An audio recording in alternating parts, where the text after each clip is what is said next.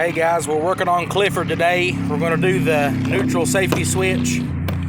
It's out in mine. The other day it actually came out and it wouldn't, the key would turn and it would only click, it wouldn't do anything. And then today we turned it and it tried to work, so that's another sign it probably is the neutral safety switch. So here's the new one. We're going to I'll put it in. Come into here. Hopefully it'll adjust and y'all can see what we're working on here. So we're on the side of the transmission. And I've already taken the rod that comes down from the column up there, and it goes in the center. So when you look at the new, this is so simple. The big hole in the middle is what that rod's in. So it had a 1/2 inch bolt, and you or a nut, and you take that off, and then the two other bolts are 5/16. Well, of course, once you start recording, everything gets difficult. So the two little bolts in the two side holes are 5/16, and I just pulled those out.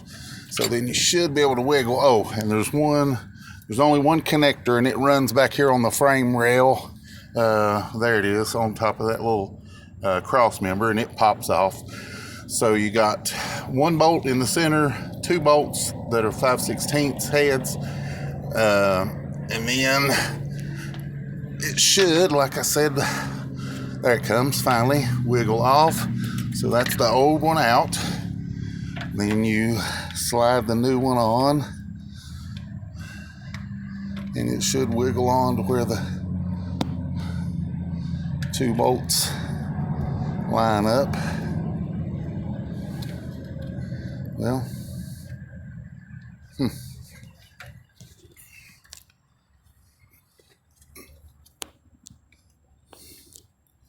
sorry for the shoddy camera work here.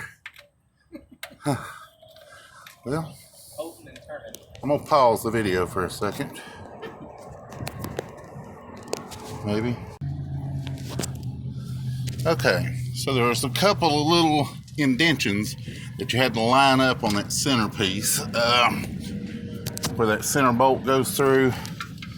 I can get it here to where you can see it. So there's a couple of little indents that you have to get lined up. So once you do that, it slides right on. It took me a second to get it to do that. So I'm gonna try to hold the camera.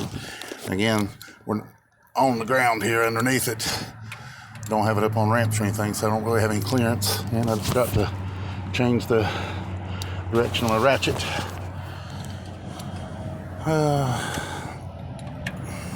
Well,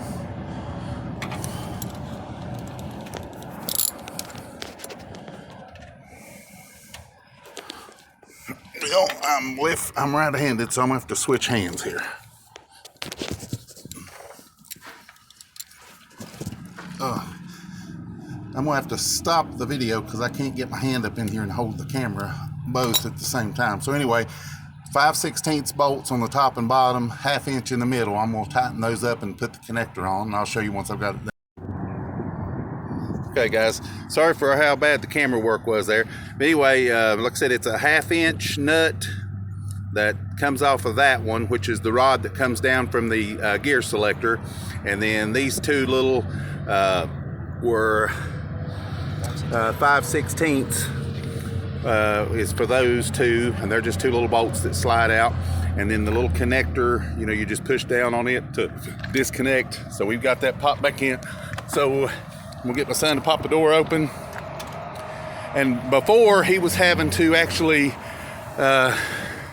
shift it to neutral to get it to start. So we're going to try it now with it in park. And of course he's got to do the glow plugs, and they're on a separate little, this truck's got a few little issues we got to work out. So instead of just turning the key on and it says wait to start, there's actually a little switch you got to hold in and prep or prime the glow plugs yourself. There it is. Starts in, or cranks in park. So it's not been started in over a week. But that neutral safety switch had gone bad, and we were having to actually shift it into neutral. And then the other day, no matter what he was putting it in, it wouldn't do anything. So that was the neutral safety switch. What was that part, about 30 bucks? Yeah. Something like that. So he bought it $30. And now it's up and running again. So we'll be back in a minute to finish off the video. Hey guys, gals, sorry again for the bad camera work during that video. We usually use a GoPro for these, and we didn't have that today, so we're just using my old Android phone, which I'm using right now still. But like I always try to do, I try to finish off with a Bible verse at the end. So today I'm going to use Proverbs 18:24, and that says, "A man that has friends must show himself friendly, and there is a friend that sticketh closer than a brother." So I want to finish with that. When I did the last video, at the end of it, I did something I'd never done before. I did a little prayer at the end of it. And hopefully, you know, I just felt like I needed to do that or whatever. The day that actually, we did that a couple days before I actually posted it, but the day that actually posted, the next day, I actually lost a family member. My nephew, one of my nephews, committed suicide. And, you know, he had had issues for many, many years and just wasn't the person he used to be. You know, had some mental issues and some different medications he was on and different things like that. Had some addiction issues. But he wasn't the person he used to be, and all these, the drugs and just the medicines and just the issues he was battling and the illnesses that he had just had taken such a toll on him. But again, and the reason I'm doing this, I can't do anything now to help him. I missed my chance. And, you know, I was praying for him and all that, but I missed my chance to reach out to him and try to make an impact for him. So anybody out there, if you feel like you're alone, you're not. I mean, I'm going to throw my cell phone out there. It's 423-578-4598. My name is Brad. Feel free to text me because I usually don't answer, just like all you guys. I get all these spam calls. But if you need somebody to talk to, shoot me a text that says, "Hey man, I just need somebody to," if you need somebody to vent to, if you've had a bad day at work and you just need to let a few cuss words rip, you know, call my number and you can leave a voicemail if you want to and just let her fly and pretend it's your boss or whoever you need to release that, because it's not good to swell up like a balloon and pop. So if you feel yourself getting a bunch of pressure and you just need somebody to call, vent to, whatever. But if you ever do need a friend, if you need somebody just to talk to, pray with, whatever, shoot me a text. I'll pray with you. I'll do whatever you need me to do to the best of my ability to try to help you out in that way, in honor of my nephew that felt like he didn't have anybody to reach out to and felt all alone. I don't want anybody to ever get to that point or feel that way. We've all got God to call on. I know sometimes we get in our own mind that we feel not even worthy to do that, but don't ever get to that point. That's the point. That's the most opportune time to reach out to God, is when you feel like you don't have any friends here. Just like that verse I just read, Proverbs 18:24. He's a friend that sticks closer than a brother. So if you ever need me, like I said, that was my cell phone number, 423-578-4598.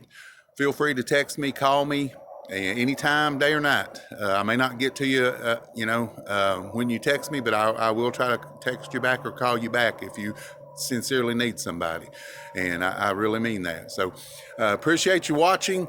I've got my truck here in the background, one of my other trucks, which is kind of the little baby brother to my son's big truck that we were working on earlier. So we'll probably do a video with both these trucks together pretty soon, talking about the two, in my opinion, and a lot of people's opinions, the two best engines Ford ever made. This truck here's got the 300 straight six, and his truck has the 7.3 non-turbo diesel. So two amazing trucks, both of them still going strong. Mine's an 89 with 200,000 miles, and his is a 1988 with just a little over 100,000 miles. So he's really got a nice one. But anyway, thanks again for watching. If you ever need a friend, I'm here for you. And like, comment. If you haven't already subscribed, hit that subscribe button. We're going to try to get more active and get on a regular routine of posting videos. And God bless you. Take care.